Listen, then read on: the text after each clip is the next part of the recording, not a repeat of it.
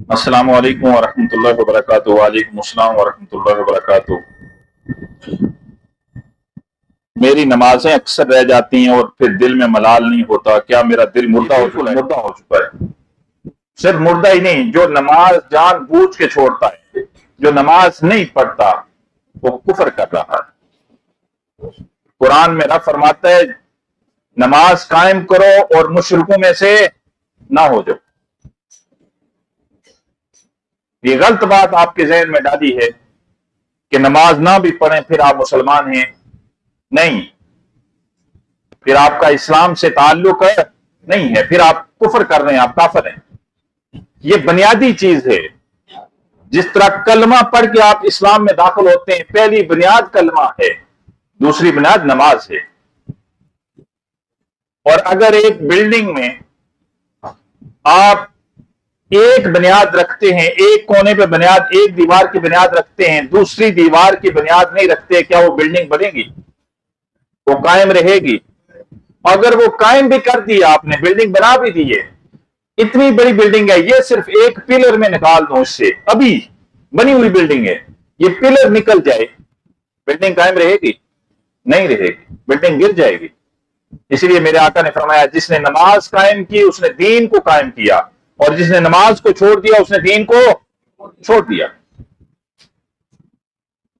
फिर आका ने फरमाया कुफर, शिर्क और इस्लाम के दरमियान फर्क करने वाली सिर्फ एक चीज है, और वो है नमाज। तो जो नमाज नहीं पढ़ता वो हालत कुफर में है। इमाम अबू हनीफा अलैहि रहमा ने सिर्फ कहा है, बाकी जितने भी आइमा अरब के हैं या आजम के, सब ने कहा कि बेनमाजी काफिर है। सिर्फ इमाम अबू हनीफा अलैहि रहमा ने फरमाया कि उसे काफिर ना कहो क्योंकि उसने कलमा पढ़ा हुआ है। बस,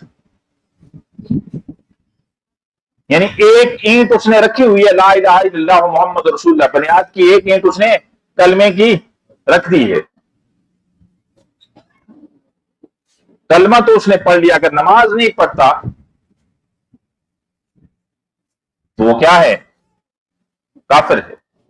शेख अब्दुल कादिर अलैहि रहमा, जिनके आप लोग 11वीं खाते फिरते हो, उन्होंने फरमाया जो शख्स नमाज नहीं पढ़ता, ना उसे मुसलमानों के कब्रिस्तान में दफन किया जाए, ना उसकी नमाज जनाजा पढ़ी जाए।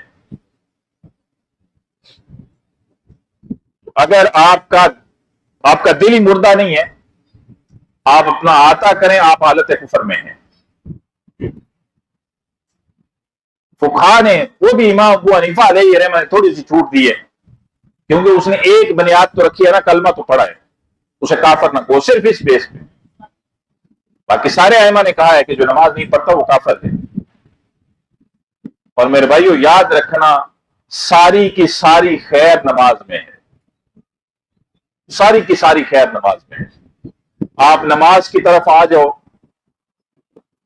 साइंसी लिहाज से बता रहा हूं, ये चीजें रिकॉर्ड हो रही हैं, आप बाद में सुनेंगे भी, क्योंकि साइंस का तालिब इल्म हूं। आपके ज्वाइंट्स में पेन नहीं होगा अगर आप नमाज पढ़ते हैं, बॉडी पेन नहीं करेगी, ज्वाइंट्स में पेन नहीं होगा। आप पैरालाइज कभी नहीं होंगे, फालज आपको कभी नहीं होगा अगर आप नमाज मुतवातर पढ़ते हैं तो। आपका हाफजा कभी कमजोर नहीं होगा अगर आप नमाज पढ़ते हैं तो। आप पे जादू का असर नहीं होगा अगर आप नमाज पढ़ते हैं तो। आपके घर में रिस्क की कभी तंगी नहीं होगी अगर आप नमाज पढ़ते हैं तो। नमाज में कुल खैर है। अगर नमाज की तरफ आ जाए आप, अल्लाह आपको ये आजमाइशों में नहीं डालेगा फिर, और अगर वो आजमाइश आएगी भी ना तो आपके लिए राहत बनेगी, उसमें आपके दर्जात बुलंद होंगे, और कैसे आजमाइश आई पता भी नहीं चलेगा गई कैसे। अल्लाह हमें 5 वक्त का नमाजी बनाए। इसीलिए 14 साल हो गए यहां बैठे हुए मुझे, 14 सालों में आज तक मैंने किसी का नाम पूछा हो, कहां से आया मुझे इससे गर्ज नहीं है। सिर्फ एक सवाल होता है, नमाज पढ़ते हैं कि नहीं। आप सारे मुसलमान हैं अल्हम्दुलिल्लाह। मेरे आका ने फरमाया हशर के दिन जब बेनमाजी उठाया जाएगा, उसके माथे पे 3 सतरें तहरीर होंगी, ये काफिर है, ये अल्लाह और उसके रसूल सल्लल्लाहु अलैहि वसल्लम का नाफरमान है, ये जहन्नमी है।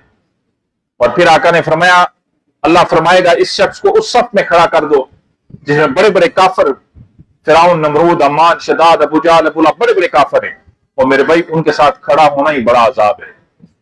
और फिर रब फरमाएगा मैं इस सब से हिसाब किताब नहीं लेने वाला, इन्हें उठा के जहन्नुम में फेंक दिया जाए। एक 10 साल का बच्चा है ना, अगर वो नमाज नहीं पढ़ता, उसकी नौसत पूरे घर में फैलेगी, घर में रिस्क की तंगी आएगी, घर में परेशानियां होंगी, घर में मुसीबतों का अजाला, घर में मूजी मर्ज आएंगे। एक 10 साल का बच्चा अगर नमाज नहीं पढ़ता, अल्लाह हमें 5 वक्त का नमाजी बनाए।